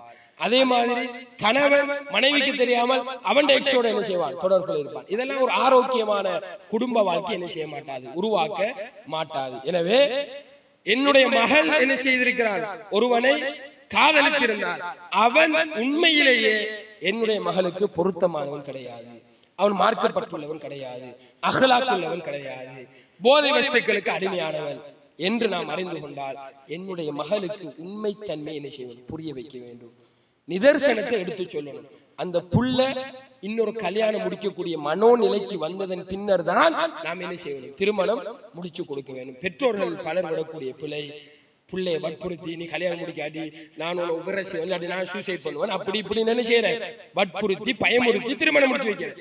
ஆனால் அந்த பெண் ஒரு விருப்பம் இல்லாமல் திருமணம் முடிச்சாலும் எப்படி அவர்களுடைய வாழ்க்கையில சந்தோஷம் இறக்கம் அந்த காதல் வரவே மாட்டாது. பின்னர் ஒரு வருஷம் 2 வருஷத்துக்கு பிறகு பழைய காதலியோட ஓடினார் நாம் என்ன செய்யும், கேள்விப்படும். அது எல்லாத்தையும் விட அவமானமாக என்ன செய்யும், நம்மளுக்கு இருக்கும். ஆகவே பெற்றோர்களே 2 பேருடைய பொருத்தத்தோடு என்ன செய்ய வேண்டும், திருமணம் நடக்க வேண்டும். எனவே பெண்ணை பார்ப்பதற்காக வேண்டி செல்லுகின்ற பொழுது ஆணும் பெண்ணும் பேசுவதற்கு நாங்கள் என்ன செய்ய வேண்டும், நேரம் கொடுக்க வேண்டும். இந்த பேச்சு ஹராமான பேச்சு கிடையாது. பெண்ணை ஆண் என்ன செய்ய வேண்டும், தன்னுடைய மனைவிகள் தான் என்பதை பார்க்க வேண்டும். மார்க்கத்தில் என்ன செய்கிறது, அனுமதி இருக்கிறது. அல்லாஹ்வின் தூதர் ஸல்லல்லாஹு அலைஹி வஸல்லம் அவர்களிடம் முகைரத் இப்னு ஷுபா ரலியல்லாஹு சொன்னார்கள், அல்லாஹ்வின் தூதரே நான் ஒரு பெண்ணை திருமணம் பேசி இருக்கிறேன் என்றார்கள்.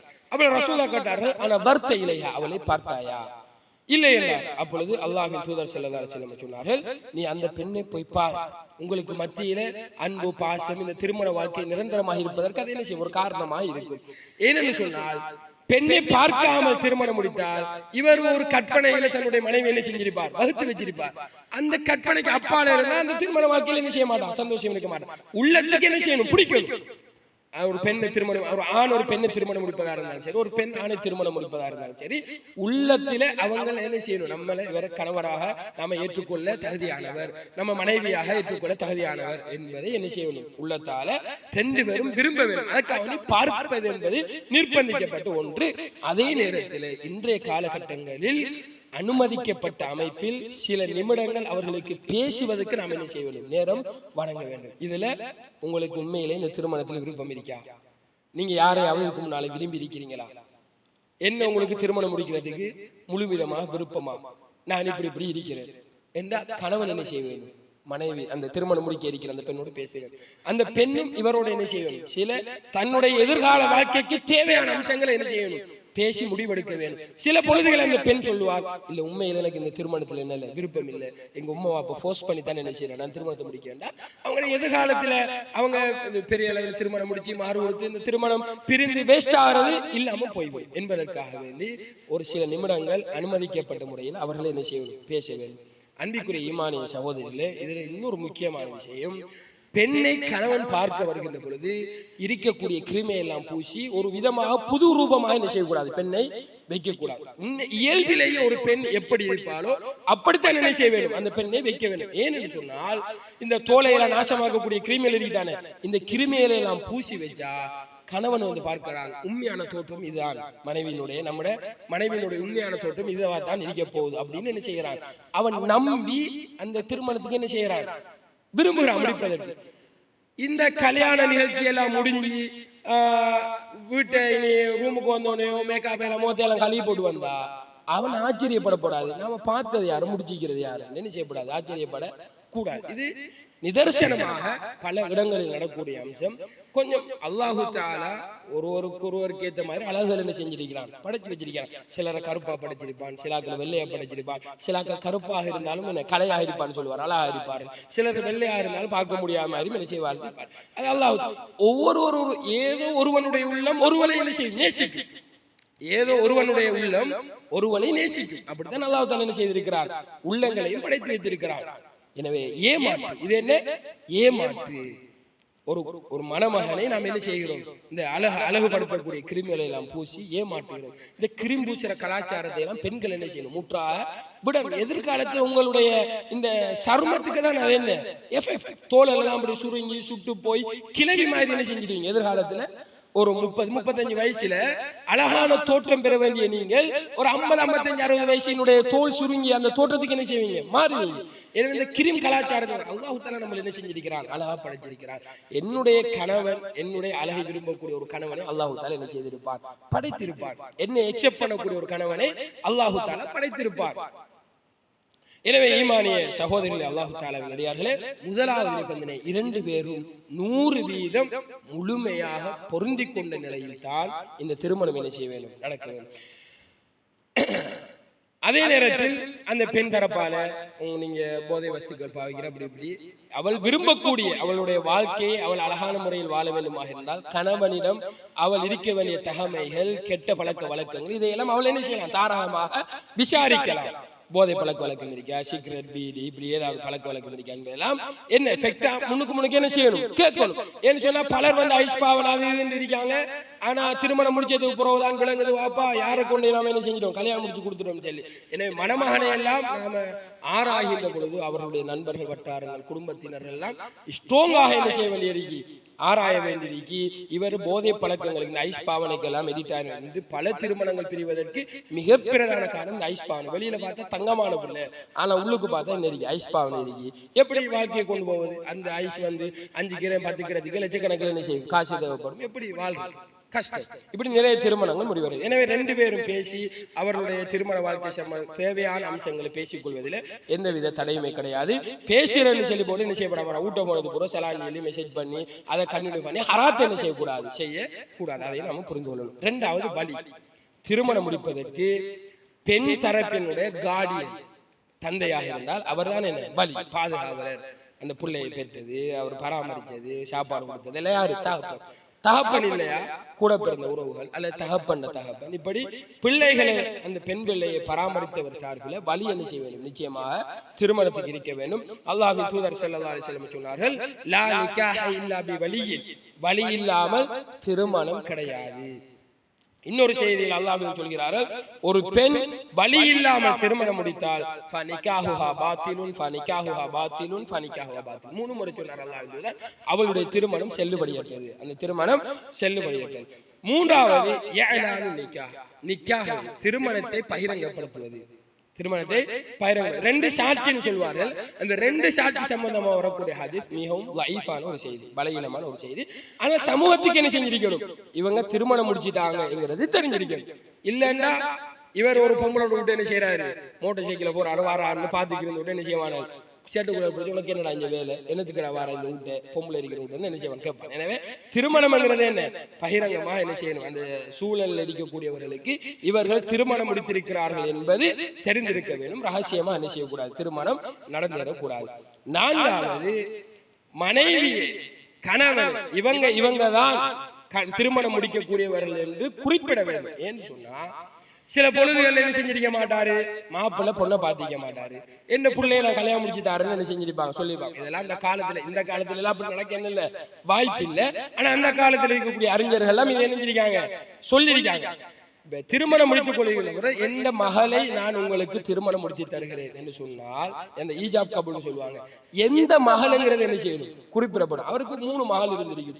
மெதுவா வேறொரு மகளை இவர் மனசால நினைச்சுக்கு என்ன செய்யற திருமணம், இவர் நினைச்சுப்பார் ஒரு மகளை, அவர் வழி செல்லிப்பார் இன்னொரு மகளை. எனவே திருமணம் முடிக்கின்ற பொழுது பெரிய பிள்ளைய சின்ன பிள்ளைய அல்லது பேரை சொல்லி என்ன செய்யணும், இந்த பிள்ளையை நான் என்ன செய்யறேன் திருமணம் முடித்து தருகிறேன் என்று சொல்ல வேண்டும்.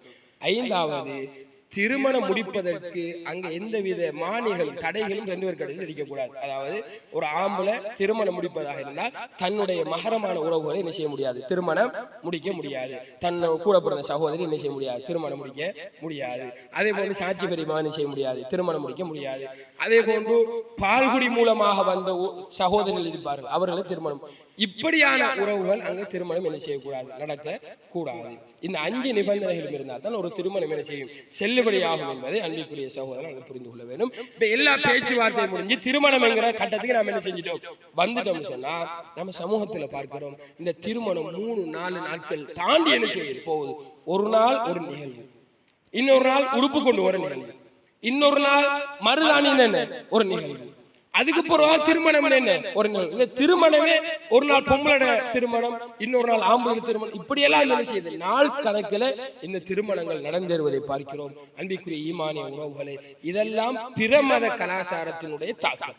அவர்கள் தான் ஒரு நாளைக்கு உறுப்பு கொண்டு வரது, ஒரு நாளைக்கு மருதாணிங்கிற நிகழ்வு நடத்துறது, ஒரு நாளைக்கு அந்த நிகழ்வு இந்த நிகழ்வு நடத்துறது இஸ்லாம் என்ன செய்யல இப்படியான திருமண நிகழ்வுகளை காட்டல. இதில் நிறைய வீண் விரயங்கள் மேலதிகமான செலவுகள் எல்லாம் என்ன செய்யுது இருக்கிறது என்பதை அன்பிற்குரிய சகோதரர்கள் புரிந்து கொள்ள வேண்டும். அடுத்த பள்ளி வாயில ரெஜிஸ்டர் நடக்குதுன்னு சொன்னா ரெஜிஸ்டர் நடந்து முடிஞ்ச பின்னால மாப்பிள்ளைக்கு சில கூட்டாளி மாறிப்பாங்க. அவனால என்ன செய்யற, மாப்பிள்ளை மெதுவா எங்கேயாவது என்ன செய்யற தூரத்துக்கு கொண்டுட்டு போயிரு, மனைவியிட்ட கொண்டு ஒப்படைக்க வேண்டிய அந்த மாப்பிள்ளைய எங்கேயாவது மாப்பிள்ளைய கடத்துறன்னு சொல்லுவாங்க. இதெல்லாம் இஸ்லாத்தில் அனுமதிக்கப்பட்ட அம்சங்கள் கிடையாது. திருமணம் முடிச்சா பொண்ணுட்ட என்ன செய்யணும், கூட்டிக்கொண்டே மாப்பிள்ளைய விடணும். இந்த போற வழியில அவங்க அந்த ரோட்டை அப்படி என்ன செய்வாங்க, ஆக்கிரமிப்பாங்க. போற வழியில மாப்பிள்ளை கூட்டி போற வழியில அந்த ரோட்டை முழுமையாக ஆக்கிரமிச்சு வெடில் கொளுத்தி ஹோன் அடிச்சு பிறரை வீதியில வரக்கூடிய பிறரை தொந்தரவுக்கு உள்ளாக்கக்கூடிய நிலையில எல்லாம் இந்த கணவன்மாரை மாப்பிள்ளமாரை அழைத்து கொண்டு வர அந்த நிகழ்வுகள் என்ன செய்கிறது, நடந்தேறுகிறது. இதெல்லாம் இஸ்லாம் எங்களுக்கு என்ன செய்யவில்லை, வழிகாட்டவில்லை. மாறாக அந்த கலாச்சாரம் இந்த கலாச்சாரம், அவன் செய்யறான் இவன் செய்யறான் என்கிறத பார்த்து இஸ்லாத்துக்குள்ள வந்தது என்பதை அன்பிற்குரிய ஈமானிய உறவுகளை நாங்கள் புரிந்து கொள்ள வேண்டும். எனவே கணவனை எடுத்துக்கொண்டு ஊர்வலம் போறது, இந்த ஹோன் அடிக்கிறது, பதில் கொடுக்கிறது எல்லாம் இஸ்லாமிய திருமணத்தில் உள்ளது இல்லை என்பதை ஈமானிய உறவுகளை நாங்கள் புரிந்து கொள்ள வேண்டும். இதுல மிக முக்கியமான ஒரு அம்சம் இருக்கிறது, வீண் விரயம். இன்று பலருடைய திருமணங்கள்ல வீண் விரயம் என்ன செய்கிறது, நடக்கிறது. தன்னுடைய பெருமைக்காக வேண்டும். சிலர் இந்த பகுதியில் எப்படின்னு எனக்கு தெரியாது, எங்களுடைய பகுதியை பொறுத்த வரையில 99% திருமணங்கள் ஹோல்ல தான் நடக்கும். 99% திருமணங்கள் ஹோல்ல நடக்கும். அந்த ஹோல் ஒரு பிரைஸுக்கு என்ன செய்யும் இருக்கு, 10,000 இருக்கும், 15,000 இருக்கும், 20,000 இருக்கும், 60, 70, 80 என்ன செய்யும் இருக்கும். ஹை லெவல் ஹோல் பெருமைக்காக வேண்டி 50,000, 60,000 பெருமதியான ஒரு நாள் திருமணம் அந்த நிகழ்வு நடக்கிறதுக்கு 50,000, 60,000 பெருமதியான ஹோல்கள் என்ன செய்யறாரு, புக் பண்ணுகிறார்கள். அதே போன்று மணமகளை அலங்காரம் செய்வதற்கு, மணமகளை அலங்காரம் செய்யறதுக்கு நம்ம கேள்விப்படுகிறோம். திருமண நாள் அதுக்கு முதல் மருதாணி நாள் ஒரு நாள், திருமண நாள் வலிமா, 3 அலங்காரம் நடக்குது. அதுல அந்த மருதாணினால் ஒரு அலங்காரம், அது ஒரு அளவு நோமலா நடக்கும். அதோட கோஸ்ட் வந்து ஒரு 15,000 20,000 இருக்காது. நோமலான அலங்காரத்தினுடைய கோஸ்ட் வந்து 15,000 20,000. திருமணத்துக்கு ஒரு அலங்காரம் நடக்கும், அதனுடைய கோஸ்ட்டை பார்த்தா அது 35-40. மர வலிமாக்கு ஒரு அலங்காரம். என்னத்துக்கு இவ்வளவு நாம செலவழிக்கும்? ஒரு பிள்ளைக்கு, ஒரு பொம்பளை பிள்ளைக்கு உடுப்பு போட தெரியாதா? தெரியாது. நாங்க அழகா தெரியும். அந்த புள்ள அந்த திருமண உடுப்பை போட்டு கொஞ்சம் பவுடர் இல்லாட்டி ரோஸ் பவுடர் என்ன செய்ய போட போகுது.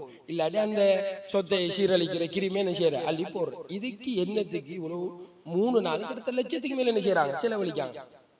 இஸ்லாம் இப்படி எல்லாம் என்ன செய்யல, வழிகாட்டல். அப்ப அன்பிற்குரிய சகோதரர்களே, அல்லாஹு தஆலாவினுடையார்களே, இன்று நடந்தேறக்கூடிய அதிகமான நிகழ்வுகள்ல இப்படியான சீர்கேடுகள், வீண் விரயம், இது அல்லாஹ் விரும்பல. அல்லாஹ் சொல்றான், குலு வஷ்ரபு வலா துஸ்ரிஃபு இன்னஹு லா யுஹிப்புல் முஸ்ரிஃபீன். சாப்பிடுங்க, பருகுங்க, எவ்வளவு குடிங்க, சாப்பிடுங்க, பிரச்சனை இல்லை. ஆனால் வீண் விரயம் செய்யாதீர்கள். நிச்சயமாக வீண் விரயம் செய்யக்கூடியவர்களே அல்லாஹு தஆலா விரும்ப மாட்டார். இதெல்லாம் பெருமைக்கும் ஆடிக்கிறமா, இந்த பெருமைக்கும் புகழுக்கும். இந்த பெரிய பில்டிங்கை புக் பண்றது, இவ்வளவு மணமகள் அலங்காரத்துக்காக செலவழிப்பது, இதெல்லாம் பெருமையை தவிர வேறொன்றுமே கிடையாது. பெருமையை தவிர வேறொன்றுமே கிடையாது. இதெல்லாம் வீண் விரயம். இப்படியான திருமணங்கள் அல்லாஹ்விடம் உண்மையிலேயே ஒரு ஆதரவை பெற்று அல்லாஹ்வினுடைய அருளை பெற்ற திருமணமாக என்ன செய்ய மாட்டாது, இருக்க மாட்டாது. ஏனென்றால் அல்லாஹ்வினுடைய கோப பார்வை இறங்குகின்ற அளவுக்கு அதிகமாக பணங்கள் என்ன செய்கின்றன, வீண் விரயமாக ஆகின்றன என்பதை அன்பிற்குரிய ஈமானியவர்கள் நாம் புரிந்துள்ளோம். அதே நேரத்தில் ஒட்டுமொத்த ஊரையும் சிலாக்கள் நினைப்பாங்க, ரெஜிஸ்டர் கூப்பிட்டு ரெஜிஸ்டருக்கு ஒட்டுமொத்த ஊரை ஆயிரக்கணக்கில் என்ன செஞ்சிருப்பாங்க, ஆக்கள் அழைச்சிருப்பாங்க. அப்படி தேவை. ஒரு 15-20 பேரோட அந்த திருமணம் நடந்தாலே அல்ஹம்துலில்லாஹ். திருமணம் போது இனி என்ன செய்யற நம்ம நண்பர்கள் உறவுக்காரர்கள் ஒரு 100-150 பேர் வருதுன்னு சொன்னா, அதோட அதுக்கு மேல போனா மேலதிகமாக என்ன வீண் விரயமும் பெருமையும் தான் அந்த திருமணத்தில் இருக்கிறது தவிர வேற ஒன்றுமே கிடையாது. இதை தாண்டி மகர் என்ன செய்ய வேண்டும், கணவன் கொடுக்க வேண்டும். மனைவிட தரப்பால அந்த மகரை கேட்பாங்க. அல்லது நம்முடைய பகுதியில் கேட்கிற வழக்கம் இல்லை, கணவன் என்ன செய்யறது, கொடுக்கறது பெண்கள் என்ன செய்வாங்க, பொருந்தி கொள்வாங்க. அதை தாண்டி தாலி கட்டுங்கிற ஒரு கலாச்சாரம் இருக்கு. அந்த தாலியை பொறுத்த வரையில கிட்டத்தட்ட 8 பவுன் 10 பவுன் எல்லாம் என்ன செய்வாங்க, கட்டுவாங்க. எங்க கூட்டாளி மாதிரிலாம் நினைஞ்சிருக்காங்க, 10 பவுன் 12 பவுன்ல தாலி கட்டிக்காங்க, தாலி கட்டிருக்காங்க. டே மகராணி கட்டா இல்ல, மகர் இல்லை. மகர் எவ்வளவுடா, 10,000 15,000. அல்லாஹு தஆலா சொல்றா, வாத்து நிசா ஸதகாத்திஹின்ன நிஹ்லா. மனைவிமார்களுக்கு உங்களுடைய மகர்களை அழகான முறையில மனமோந்து என்ன செய்யுங்கள், கொடுங்கள். அது நீங்க என்ன மலை குவியலாக இருந்தாலும் என்னல்ல பிரச்சனை இல்லை அல்லாஹு தஆலா என்ன செய்யறான், அல் குர்ஆன்ல சொல்றான். ஆனால் அந்த மகர் வந்து 10,000 15,000. இன்றைக்கும் 10,000 15,000. அவனோட தொழிலை பார்த்தா மாஷா அல்லாஹ் ஃபாரின்ல நல்ல சம்பளம் எடுப்பார். கிட்டத்தட்ட 5,000 10,000 என்ன செய்வார், சம்பளம் எடுப்பார். அல்லது ஊர்ல பெரிய அளவில் என்ன தொழில் செய்து நல்லா சம்பாதிக்கக்கூடிய ஒருத்தன் தன்னுடைய மனைவிக்கு கொடுக்கக்கூடிய மகர் தொகை, தன்னுடைய மனைவிக்கு கொடுக்கக்கூடிய மகர் தொகையை பார்த்தால் எவ்வளவு, 10,000 15,000. அன்பிற்குரிய ஈமானியவர்களே, மகரை பெண்கள் கேட்க வேண்டும். அந்த கலாச்சாரம் நம்மகிட்ட இல்லை. ஆனா பெண்கள் தான் என்ன செய்ய வேண்டும், மகரை கேட்க வேண்டும். பெண்கள் கேட்கக்கூடிய மகரை நாங்க கொடுத்தா என்ன செய்யணும், திருமணம் முடிக்க வேண்டும். அதை தாண்டி ஆனால் தாலி என்ற பெயர்ல புகழுக்கும் பேருக்கும் என்ன செய்வார்கள், 10 பவுன்ல 12 பவுன்ல என்ன செய்வார், தாலி. இந்த தாலி கலாச்சாரம் யாருடைய கலாச்சாரம், இந்த மோதிரம் மாத்திர கலாச்சாரம் கொஞ்சம் கொஞ்சம் கொஞ்சம் அப்படியே அந்நிய கலாச்சாரம் முழுமையாக என்ன செஞ்சுட்டு எங்களுடைய திருமணங்கள்ல வந்து நுழைஞ்சிச்சு. தாலியை கொண்டே என்ன செய்யறது, அந்த பெண்ணை தரப்பாட கொண்டே கட்டிடுவாங்க. நாம நினைப்போம் மகராக்குன்னு சொல்லி, அங்க பார்த்தா மகர் இல்ல, மகர் வேறையா என்ன 10,000 15,000 ரூபாய் தான் இருக்கு. இந்த தாலி கட்டுறது, அது பிறகு கேக் வெட்டுற கலாச்சாரம். அன்பிற்குரிய இஸ்லாமிய சகோதர சகோதரிகளே, அல்லாஹு தஆலா நல்லடியார்களே, இதையெல்லாம் தாண்டி இன்று பெண்களுடைய வெட்க உணர்வே இல்லாமல் போகக்கூடிய இந்த புகைப்பட கலாச்சாரம். இஸ்லாம் மஹரம் அஜ்னபி பார்க்கறல்ல, கூட்டாளிமார் வருவான், அவனோடைய நின்று அவனோட கூட்டாளிமார் நின்று அவ என்ன செய்யறது, போட்டோ எடுக்கிறது. அவட கூட்டாளிமார் நின்று இவர் என்ன செய்யறது, போட்டோ எடுக்கிறது. போட்டோ மட்டும் இல்ல, வீடியோ பண்றாங்க. நான் அண்மையில முகநூல் ஒரு வீடியோ பார்த்தேன். முஸ்லிம் ஊர்ல நடந்த திருமணம், முஸ்லிம்கள திருமணம் தானே. அவர் என்ன செய்யறான்னு சொன்னா, அப்படியோ மனைவியை கட்டி பிடிக்காரு, கொஞ்சிறாரு, அப்படியே தூக்குறாரு மனைவியை. இதையெல்லாம் வீடியோ எடுத்து அப்படியே முகநூல்ல போட்டிக்காங்க. எவ்வளவு வெக்கம் கட்டு. அவளுக்கும் வெக்கம் இல்லை, அவனுக்கும் ரோஷம் இல்லை, கணவனுக்கும் இல்லை ரோஷம் இல்லை. கணவனுக்கு ரோஷம் இருந்தா இப்படியான செயற்பாடுகள் முதல் அனுமதிப்பானா? ஒரு அந்நியவன் வந்து எத்தனையோ போட்டோஸ், ஆயிரக்கணக்கில் போட்டோஸ் எடுக்காங்க. யார் எடுக்கா? ஒரு அந்நியன் வந்து என்ன செய்யறான் எடுக்கா. எடுக்கக்குள்ள தன்னை பொண்டாட்டியை என்ன செய்வான் ரசிப்பான், தன்னை சகோதரியை ரசிப்பான், தன்னுடைய சொந்தக்கார உறவுகளை என்ன செய்வான் ரசிப்பான். ஒரு ஆம்பளை பார்த்து தானே எடுக்க போறான் போட்டோ, ரசிச்சு ரசிச்சு என்ன செய்வான் எடுப்பான். அதே மாதிரி தன்னுடைய மனைவி. அப்ப இந்த கட்டி பிடிக்கிற கொஞ்சிறதெல்லாம் வீட்டோட நடக்கிற வேலை. இன்று பல மக்களுக்கு மத்தியில திருமண மேடைகள் என்ன செய்யுது, இந்த நிகழ்வுகள் நடக்குது. அப்ப இதெல்லாம் மேற்கத்திய கலாச்சாரங்கள். அவர்கள் எப்படி செய்யறாங்களோ அப்படி எங்களுடைய திருமணங்கள் என்ன செய்ய வேணும், நடக்க வேண்டும் என எங்களில் பலர் ஆசைப்படுகிறார்கள். அந்த மேற்கத்திய மோகங்களுக்கு அப்படியே அடிமை ஆகிட்டார்கள். இந்த சோசியல் மீடியா, சமூக வலைதளங்களுடைய ஆதிக்கத்துக்கு பின்னர் இந்த உலகத்தில் என்னையெல்லாம் எப்படியெல்லாம் நடக்குதுங்கிறது எங்களுடைய கைகளுக்கு என்ன செய்யுது வருது. அப்படியெல்லாம் நாங்களும் என்ன செய்யணும், நடந்து கொள்ளணும் என முஸ்லிம்கள் தங்களுடைய தனித்துவத்தை இழந்து பயணிக்கக்கூடிய பல காட்சிகளை பார்க்கிறோம். குறிப்பாக இந்த திருமணத்தில மிக கேவலமான அருவருப்பாக காணக்கூடிய பல நிகழ்வுகளை நாம் என்ன செய்ய பார்க்கிறோம். இப்போ ஒரு ரோட்டால நான் வரக்குள்ள ஒரு பொம்பளை மனைவி கணவன் போய் கழுத்துக்குள்ள கையை போட்டு அப்படியே என்ன செய்யறான், மோட்டர் சைக்கிள போறான். இது உங்களுடைய அன்பு பாசத்தை ரோட்ல ஆட்களுக்கு முன்னால் என்ன செய்ய தேவையில்லை, வெளிக்காட்ட தேவையில்லை. இதெல்லாம் மறைவாக நடக்கக்கூடிய ஒரு இருட்டுக்கு நீங்க என்ன செய்றீங்க, போறீங்க. ஒத்தருமையில ரசூலுல்லாவும் ஆயிஷா நாயும் ஓட்டு போட்டு என்ன செஞ்சாங்க வச்சாங்க. எல்லா மக்களும் பார்த்துட்டு எவ்வளோ நாங்கள் ரெண்டு வரும் இல்லை.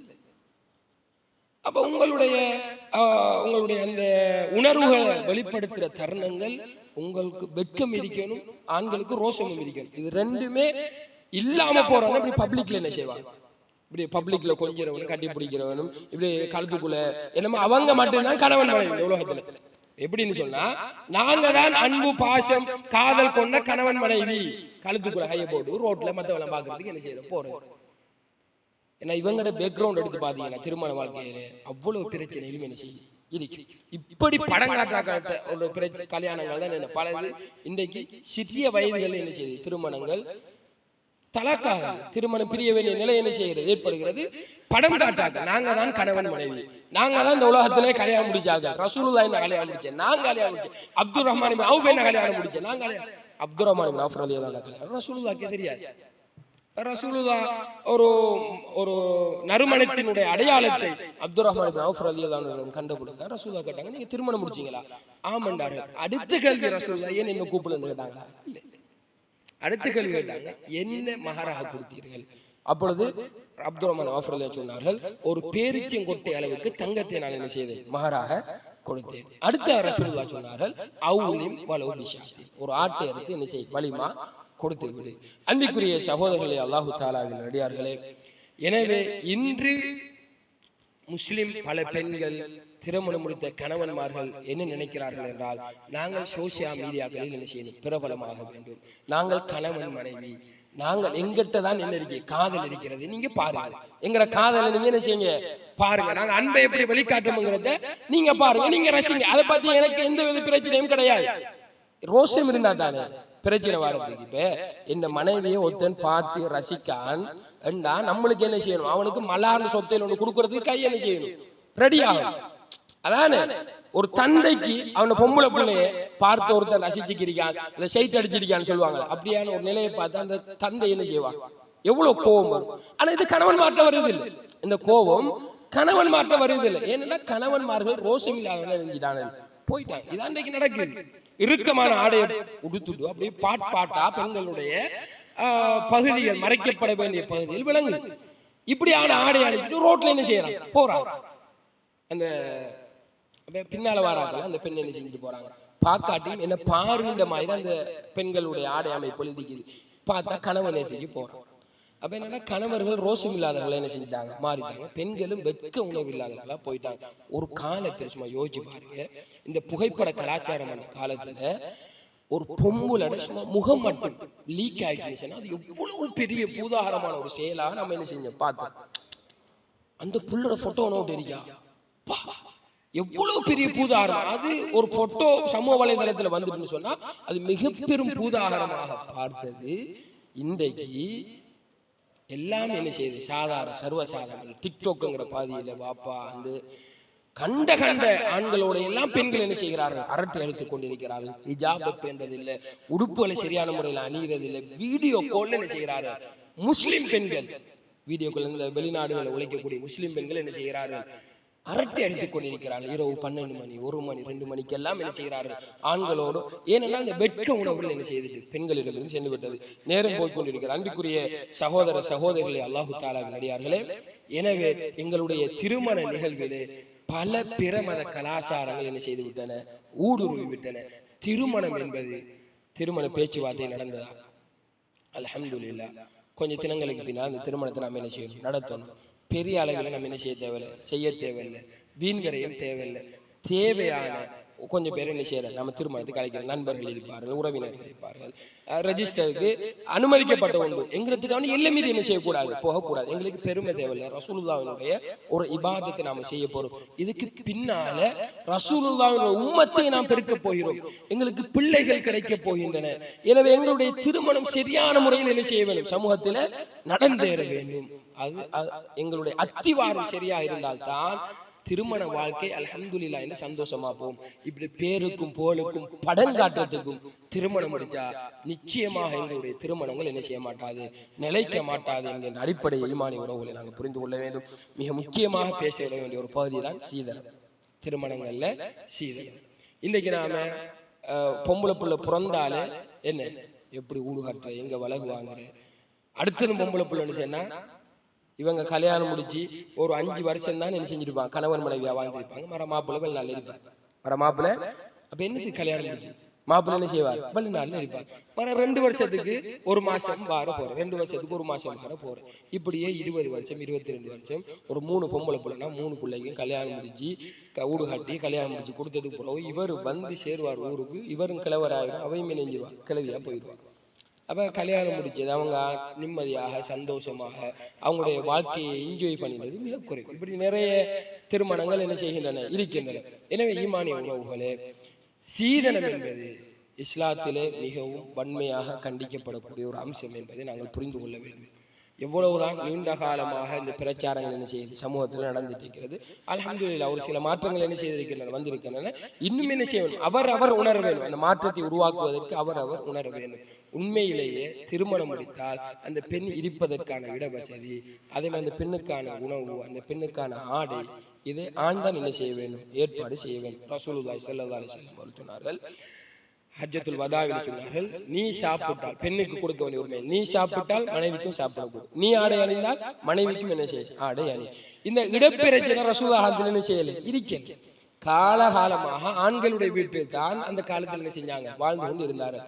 அதனாலதான் அல்லாஹு தஆலா சொல்லுகிறான், நீங்கள் திருமணத்தை தலாக் சொல்லிவிட்டால், தன்னுடைய மனைவியை தலாக் சொல்லிவிட்டால் அவள் இருந்த வீடுகளை விட்டும் நீங்கள் வெளியேற்றாதீர்கள். நபி பார்த்தா சொல்றாங்க, நபியே இதா தல்லக்குத்துமுன் நிசா, மனைவிமார்கள் நீங்க தலாக் சொன்னால்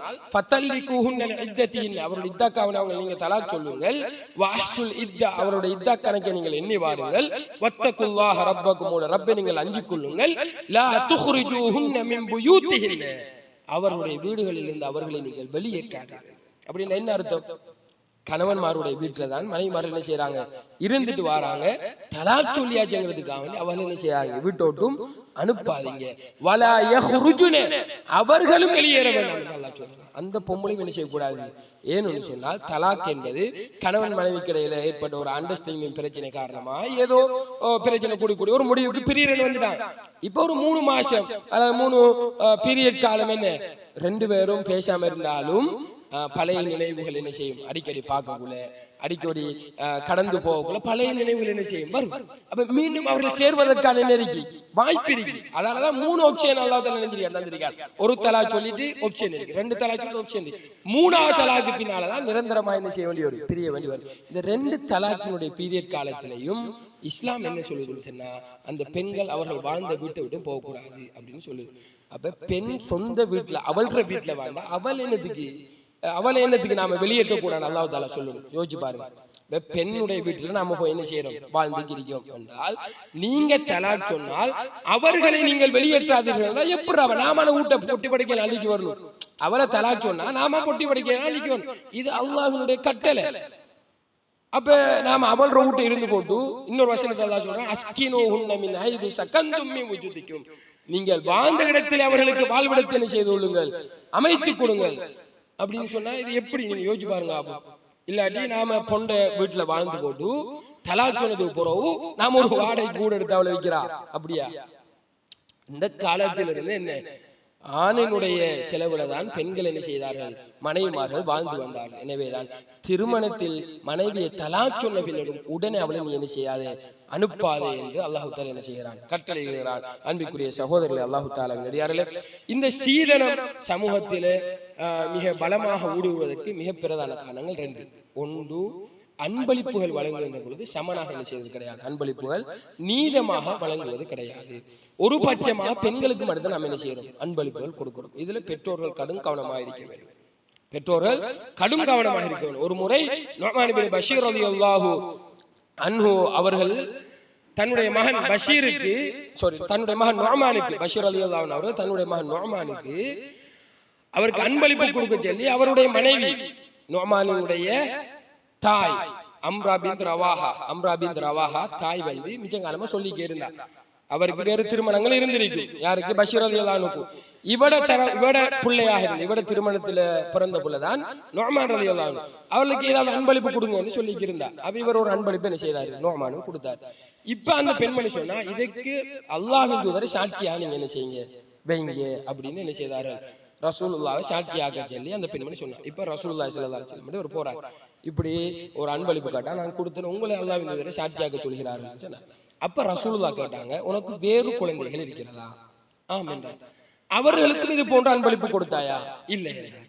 இப்பொழுது ரசூலுல்லாஹி ஸல்லல்லாஹு அலைஹி வஸல்லம் அவர்கள் கோபம் வந்து ரசூலுல்லாஹ் சொன்னார்கள், பாவத்திற்கு என்னை சாட்சியாளராக ஆக்குறாயா, பாவத்திற்கு என்னை சாட்சியாளராக ஆக்குறாயா? அதே நேரத்தில் இன்னொரு வார்த்தை சொன்னார்கள், வத்தகுல்லாஹ், அல்லாஹ்வை அஞ்சிக் கொள்ளுங்கள், வஅதிலு பைன அவுலாதிக்கும், உங்களுடைய குழந்தைகளுக்கு மத்தியில் நீதமாக நடந்து கொள்ளுங்கள்.